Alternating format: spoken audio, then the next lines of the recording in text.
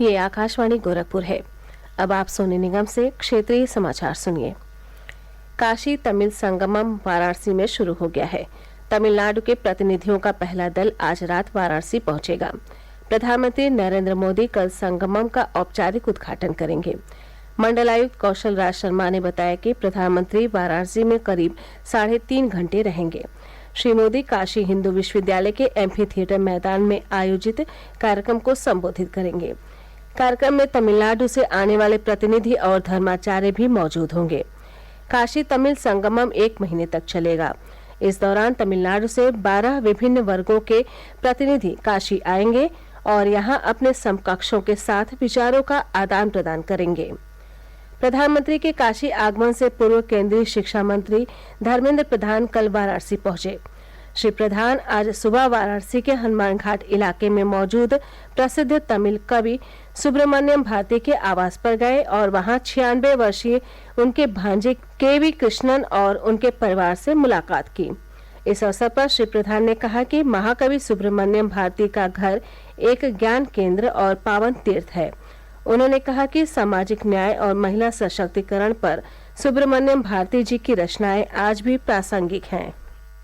BHU को दायित्व दिया, जो बीएचयू एक प्रकार से मालवीय जी के साथ साथ सुब्रमण्यम भारती जी की विचार जिसमें प्रतिफलित है, उस बीएचयू के अंदर एक चेयर भारत सरकार की ओर से प्रतिष्ठित किया गया, जो भारती जी की काम के बारे में, भारती जी की साहित्य के बारे में, भारती जी की देश के बारे में मेरे को आज यहाँ सुन के बहुत आनंदित हुआ। मैंने जो हम आज त्रिभाषी और बहुभाषी पठन पाठ्यक्रम में रखते हैं, 100 साल पहले आजादी के पहले ये उसका प्रयोगशाला था हमारी काशी। सुब्रमण्यम भारती जी तमिल भाषाभाषी थे, संस्कृत की विद्वान थे, हिंदी की पारंगम थे, अंग्रेजी भाषा में उनकी दक्षता अपार।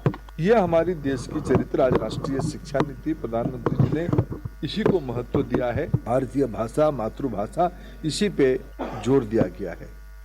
वाराणसी के विश्व प्रसिद्ध संकटमोचन मंदिर के महंत प्रोफेसर विश्वंभर नाथ मिश्र ने बताया कि संगमम से उत्तर और दक्षिण भारत के लोगों के बीच संबंध और मजबूत होंगे।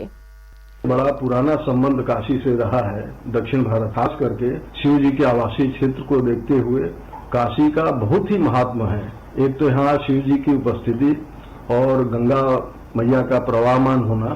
कुमार स्वामी के यहाँ के जब रहे हैं 400 वर्ष पहले, तब से ही ये तो एकदम एविडेंट है, दिखता है किस तरह का सांस्कृतिक संबंध रहा है। हम लोग तो मानते हैं कि ये नेहरू जी का भी कहना है कि ये सिल्कन थ्रेड है, पूरे कंट्री को एक तरह से बाइंड करती हैं।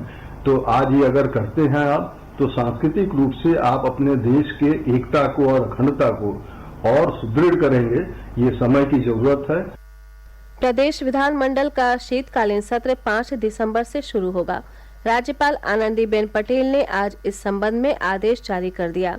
सत्र के दौरान सरकार अनुपूरक बजट पेश करेगी। भारतीय जनता पार्टी के प्रदेश अध्यक्ष भूपेंद्र सिंह चौधरी ने कहा है कि आगामी निकाय चुनाव में भाजपा राज्य के सभी नगर निगम, नगरपालिका और नगर पंचायत सीटों पर अपने उम्मीदवार उतारेगी। जौनपुर के सिहीपुर स्थित भाजपा कार्यालय पर आज पार्टी कार्यकर्ताओं की बैठक को संबोधित करते हुए श्री चौधरी ने कहा कि भाजपा आज जिस मुकाम पर है, वहां तक पार्टी को पहुंचाने में कार्यकर्ताओं की दशकों की मेहनत लगी है। उन्होंने कहा कि 5-6 पीढ़ियों ने पार्टी को अपने स्वर्णिम काल तक पहुंचने में मदद की है।